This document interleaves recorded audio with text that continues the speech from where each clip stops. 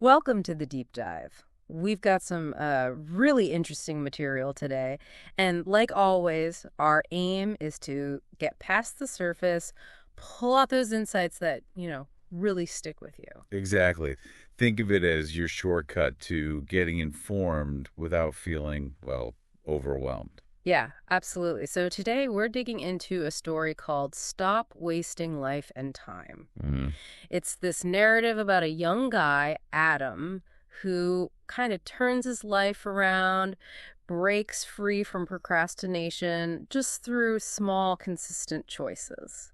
And it sounds perfect for you, the learner, looking for those aha moments, wanting clear insights, not just a flood of info. Right. So our mission here is really to follow Adam's journey, pull out the Yeah. lessons about overcoming procrastination, finding purpose, and the power of just taking action every day. And using a story, a narrative like this, it really lets us connect with these sort of abstract ideas personally. We're not just talking theory. No, we're seeing someone face that feeling of time just slipping away. Yeah, very real. Okay, let's jump into chapter 1, The Clock on the Wall. So, Adam, he's 27, smart, kind, lots of dreams. Sounds familiar, right? Potential. Exactly, but plagued by procrastination. His go-to line, I'll do it tomorrow. Uh-huh. The classic delay tactic. And his routine is, well, pretty bleak. Phone scrolling first thing, goals pushed off after breakfast, then YouTube, naps, And repeat. day after day. And the story really highlights the contrast, doesn't it? Friends getting jobs, cousin moving, brother starting a business. While he feels stuck, that contrast is powerful. It really shows the inertia. It's not just delaying tasks, it's this growing gap between potential and reality. Yeah, that feeling of being left behind, it can be a real catalyst, even if it's subconscious at first. Definitely. And then comes this pivotal moment. He's sitting there, quiet room, and the clock ticking just gets loud, really loud. Almost like it's talking to him. Right. The story personifies it. You are wasting me. I will never come back. Stark stuff. Initially, he tries to brush it off, right? Just tired, maybe. Yeah, but he can't sleep. And this quote pops into his head. You can always get more money, but you can never get more time. That hits hard. It really does. He feels this weight in his chest, whispers, what am I doing with my life? That personification of time, it really drives home how finite it is. And the quote, simple, but wow, the impact. You can see why it hits him physically, emotionally. It's that gut feeling that sparks change.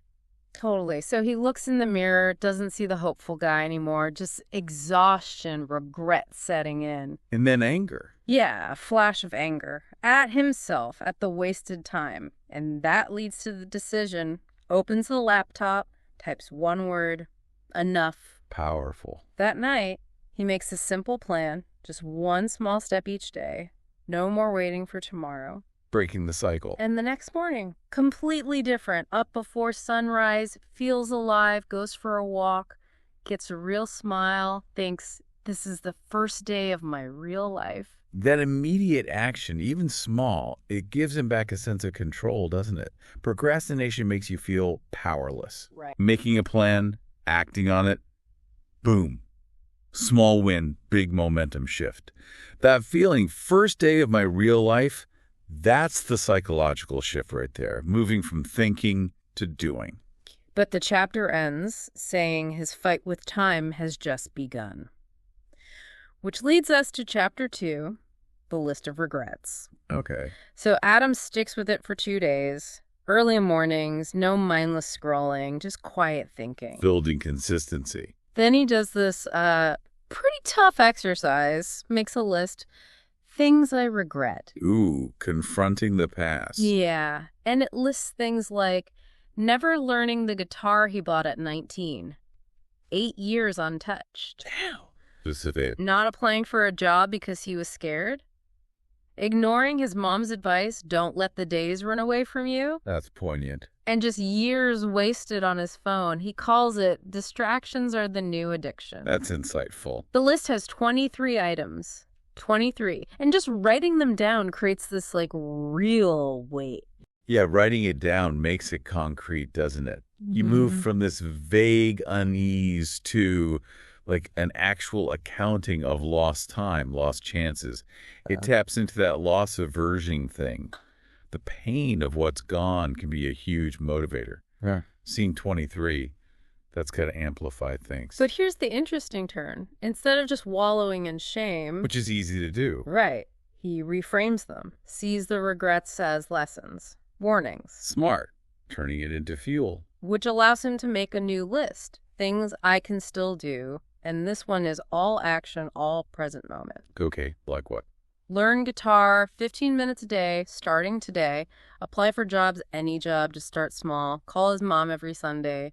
Delete most social media apps. Read one short book a month. Very specific, very actionable. 10 things. 10 things. And he acts that day, gets the guitar out, applies for a part-time job at a cafe, starts a new bedtime thing, 1 page of a book, 3 journal lines. Immediate action again. Love it. His first entry. Today, I broke the pattern. Today, I took small steps. And today, I chose life over fear. Wow. Concise. Powerful. And the chapter ends noting the clock's ticking isn't scary anymore. It feels like a rhythm he's finally dancing to. What about that shift to focusing on what he can still do? Oh, that's crucial. It's turning awareness into action. He avoids getting stuck in the past by focusing on the present, and the small steps are key. Overhauling your life feels huge, right? It pushes you back to procrastination. Yeah, totally overwhelming. But 15 minutes of guitar, 1 page, that feels doable. It builds momentum right away. And seeing the clock as a rhythm instead of a threat, that just perfectly shows his shift from being controlled by time to taking control of his time. Makes sense. So chapter 3, the mirror of moments. We see the next 2 weeks, he's consistent. Early waking, walks, guitar, job apps, reading. Building those habits. And he starts smiling at his reflection again. Sees a quiet strength, calm, a bit of belief returning, whispers, "You're coming back to life." That internal shift is starting to show. Then he has this realization about missed moments. Remembers being called at his cousin's wedding he should move to the city, but fear held him back. Fear of rejection, failure, just being average. So he did nothing.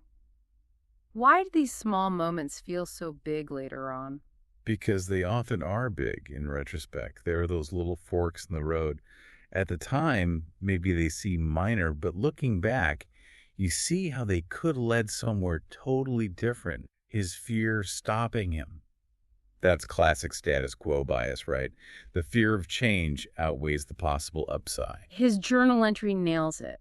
Life doesn't hand us one big opportunity. It gives us thousands of tiny ones.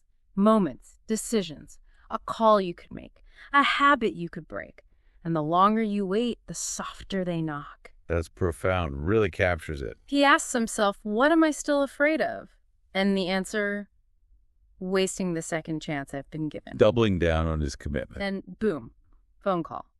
The cafe offers him the part-time job, and he laughs, like a real warm laugh. That external validation. Yeah. So important. Totally. Later, he's looking at an old photo album, sees himself at 16, hopeful, whispers, "I'm sorry I left you behind, but I'm coming back for you." Connecting back to his core self. The chapter ends saying the mirror seemed to agree, not because the past could change, but the future was unwritten. What about that job offer? How important are those small wins? Oh, massively important. They're like fuel. Yeah. That offer, totally unexpected. It proves his efforts are making a difference. It reinforces the belief that change is happening, especially early on when you're running mostly on willpower. That external boost can be huge. And connecting with his younger self, that adds emotional depth. linking his current actions to who he really wants to be. Okay, chapter 4, The Battle of the Old You. This feels very real. His first day at the cafe, he's nervous, makes mistakes, but feels satisfied just from the effort. The satisfaction of doing, yeah. But that night, the old voice comes back. Negative, critical. Was that it? Wiping tables? Undermining him? Ugh, that inner critic. It's relentless sometimes. He wakes up feeling that old darkness, cold. The voice whispers he'll just give up again. But does he? This time, no. He fights back, gets up, turns on the light, looks in the mirror, and says out loud, "No, I'm not going back. Not this time." Why is saying it out loud so significant? It's about actively challenging those ingrained negative thoughts. That voice is just old programming. Saying no out loud, it's like cognitive restructuring in action. He's consciously rejecting those limiting beliefs, taking control of the narrative in his head. It strengthens his commitment on a really deep level. His journal entry sums it up. This is the battle. Changing your life is not just about habits. It's about fighting the version of yourself that wants to stay the same. So true. It's an internal conflict. And the story shows it's ongoing. When he's tired, bored, progress feels slow, the voice pipes up, but his response is consistent. "I hear you, but I'm not listening anymore." Drawing a boundary with his own negative thoughts. The big insight here, the enemy wasn't outside stuff, it was his old self, which means he could be the solution too. Exactly. Agency. So he keeps going. One day, one choice, even when it's not exciting. Because life changes in the battle between moments. What does this tell us about making change stick? It shows that real growth isn't linear. It's not just smooth sailing. It's messy. It involves constantly choosing the new way over the old, especially when it's hard. Lasting change isn't about eliminating the old self. It's about learning to manage it, to choose differently in those tough moments. And self-compassion is key. Knowing setbacks happen, they aren't failures. Right. Moving to chapter 5, The People You Outgrow. After 2 months of consistency, Adam's feeling this new peace. But Change starts to ripple outwards. exactly, his relationships start to shift. Old friends like Mark make sarcastic comments about his early mornings, his healthy habits. There's this distance. Yeah, that can be uncomfortable. Adam writes, "It's hard to grow when the people around you are committed to staying small." Ouch. But maybe true. It can be. When your values shift and theirs don't, it naturally creates friction or distance. It's not necessarily anyone's fault, just a consequence of evolving. We see more examples. Friends reacting badly when he skips a party. Another texting, "You've changed, bro." Adam feels guilty. Understandable. We're social creatures. But he knows his change is about him, not judging them. Still, it's a tricky part of growth, isn't it? Definitely. There could be real grief for connections that don't fit anymore. But then his mom gives some great advice. Some people are only meant to walk with you for a short distance. Don't hate them. Just thank them and keep walking. Wise words, acceptance, and moving forward. So Adam starts investing energy in people who inspire him, joins a library book club, finds support, alignment, Choosing his environment. leading to the realization you don't rise by pushing people away, you rise by choosing the right people to walk with. Conscious choices about who you surround yourself with. The chapter ends showing his world-changing new talks, habits, places, and he's letting go of those who don't get it with peace because he's finally on his path. How vital is choosing our social circle? It's huge. Our environment shapes us, our beliefs, behaviors. Being around supportive, aligned people, that accelerates growth. Relationships based on old patterns or ones that resist your change, they can really hold you back. Yeah. Adam's story shows that sometimes letting go is necessary for your own evolution. Makes sense. Now, Chapter 6, When Progress Feels Pointless. This one hits home for a lot of people, I think. Adam's 3 months in, doing all the right things. Consistent effort. But no big breakthroughs, no major rewards. He just feels tired, spiritually tired. Ah, the plateau. It's real. And the old voice comes back. Quieter, maybe, but heavier, questioning the whole point. Now this time, He doesn't fight it immediately. He actually starts to believe it, ends up in tears, just exhausted, yeah. asking, why am I doing all this if nothing changes? Is this a common sticking point? Oh, absolutely. That feeling where effort doesn't seem to equal results. Very common. Whether it's growth, learning a skill, anything. Yeah. It's where many people give up, misinterpreting that consolidation phase as failure. But then, 3 a.m., he wakes up, looks in the mirror, whispers, what if it's not about the results? A shift in perspective. His journal entry reflects it. Today, I felt like quitting. Tired of waiting. I've been measuring growth by what I can see. But what if real growth is invisible? That's a powerful question. He actually flips back through his journal, reads the early stuff, enough, the battles, the commitment to grow anyway. Reminding himself how sorry he's come. And he realizes he has changed, even if nobody else sees it yet. Maybe progress is just quiet endurance, refusing to give up on yourself, Finding the value in the process itself. leading to the thought, I may not be winning, but I'm no longer losing. Then deep sleep, rest found in just keeping going. What's the power in shifting focus from results to the internal journey? It's about sustainability. If you only focus on external wins, you're going to get discouraged when they don't show up on your timeline. Realizing growth can be internal, invisible. That taps into intrinsic motivation, finding satisfaction in the doing, not just the getting. That builds resilience for the long haul. Okay, Chapter 7, The Shift You Don't See Coming. Spring arrives.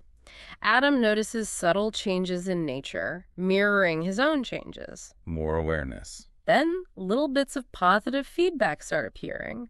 A neighbor mentions his walks are inspiring, his manager praises his work ethic, promotes him to shift supervisor, small raise. Ah, the quiet shifts becoming visible. His journal. The world doesn't always clap for you, but it always reflects you. Quiet effort creates quiet shifts, and quiet shifts become real change. Love that. The reflection happens eventually. Life isn't perfect, but things have shifted. He's saying thank you more, walking taller, complaining less, smiling more pride in handling stuff. Internal changes manifesting externally. Then a young customer notices his calm focus. Adam explains, I used to waste a lot of time, but then I got tired of wasting me. Simple, honest, powerful. Adam realizes he's starting to change the room just by being there, influencing others without trying, just through consistency. He remembers a quote, success doesn't shout, it whispers. You just have to stay quiet long enough to hear it. Patience and consistency paying off. He walks home under the stars, feeling movement even in the quiet. The reward of doing the right things consistently. How does our internal state eventually shape our external world like this? It's totally interconnected. His consistent inner work, the discipline, the self-reflection, the perseverance, it starts to radiate outwards. His calm, his focus, people pick up on that. The positive feedback isn't random. It's a reflection of the internal changes finally becoming tangible. It proves that authentic change, starting inside, really does reshape your reality over time. Which leads beautifully into Chapter 8, The Dream You Forgot You Had. Quiet Sunday morning, Adam finds an old notebook, sketch of a stage, a microphone, dated 8 years ago. Wow, buried treasure. It sparks this memory, this forgotten dream, becoming a speaker, telling honest, relatable stories. Ah, so it wasn't gone, just buried. Exactly. Under doubt, fear, distraction, delay, He feels sad about the lost time, but also excited. How did I lose this? He wonders. But now he's rediscovering it from a place of strength. Right. He has momentum from all that self-discipline. So he starts looking up local open mic nights, signs up for Story Night Speak, Share, Inspire. What's the importance of finding that dream now? It gives him a why beyond just breaking bad habits, right? Yeah. All that work, clearing away the procrastination, building resilience. It created the space for this deeper purpose to resurface. It shows how growth in one area can unlock potential elsewhere. And maybe those core dreams never really leave us, they just wait for us to be ready. So he spends the week practicing a short, honest story about almost quitting. The Night I Didn't Quit. Mm-hmm.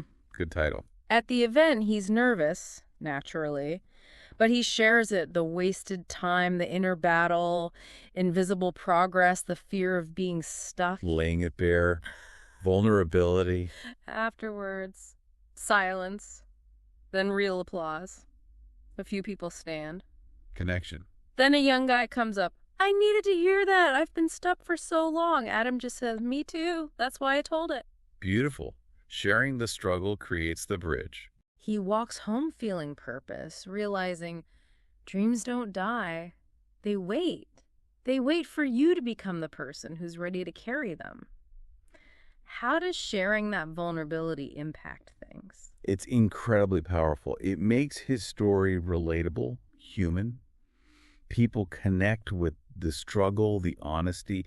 That positive response validates his whole journey. And connecting with that young man, it shows the impact he can have. Sharing his story helps others, which reinforces his purpose. It's a positive feedback loop. So, Chapter 9, the person you are meant to be. After the open mic, Adam's buzzing. Feels like he's stepping into his potential, knows he's meant for more than the cafe job. A new level of self-belief. He keeps his routines, but now there's this clear purpose driving him. Starts reaching out community centers, schools, online groups, looking for speaking gigs. Proactive, taking the next step. Responses are slow at first, but he persists. Then an email. A local organization invites him to speak at the Power of Perseverance. Perfect fit. He accepts immediately. During a run, he thinks, I can do this. I was meant to do this. That internal narrative has really shifted, hasn't it? Absolutely. From stuck to meant for this. That's huge. It shows the deep change in his self-perception, his belief in his capabilities. That sense of purpose becomes this incredibly strong driver. He prepares intensely. The event comes, nervous backstage, sees the crowd, about 100 people. Big step up. He opens by acknowledging that feeling of being stuck, but also the possibility of change. Shares his story authentically. Connecting with them from the start. Afterwards, quiet again, then the organizer says, You've got a gift, Adam. Don't stop sharing it. Wow, powerful validation. He realizes he has stepped into the person he was meant to be. Through the effort, the consistency, the bravery, what's the long-term impact of finding and acting on that kind of purpose? It provides this deep, sustainable fulfillment that goes way beyond just, success or money. It aligns what you do with who you are. That creates meaning, direction. It fuels motivation from the inside out, makes it easier to push through challenges. Adam's journey shows how pursuing purpose leads to really feeling alive, authentic, self-actualization, basically. Which brings us to the final chapter. Chapter 10, The Forever Habit. The months after the event are transformative. His habits. They're the bedrock of everything. The foundation is solid. He finds fulfillment in the purpose itself, not just achievements. The habit of growth becomes the reward. That's the key insight. It wasn't just the big moments, but all the small, quiet choices. He looks at his old goals, speaking, online presence, writing a book, quitting the cafe job. He's done most of them. Incredible progress. But he doesn't feel finished. He feels this new energy driven by that ingrained habit of growth, his mom's wisdom again. You don't find your purpose. You build it every day, one small action at a time. Building, not finding. Active process. He smiles, thinking about his old self, knows the journey is ongoing, the secret, just showing up, choosing growth every day. Consistency is everything. And then the story speaks directly to you, the learner. What's the one thing you've been putting off? Choose growth. Start small. Be consistent. Build the future you want. If Adam can do it, so can you. Start now. Your future self will thank you. What's the ultimate lesson here about sustainable change? That it's not a destination you arrive at, right? It's a process, an ongoing commitment. It's about building habits, a lifestyle that supports constant learning, improvement, aligning actions with purpose. Adam shows the key is making growth itself the forever habit. So wrapping up Adam's story, the big takeaways really stand out.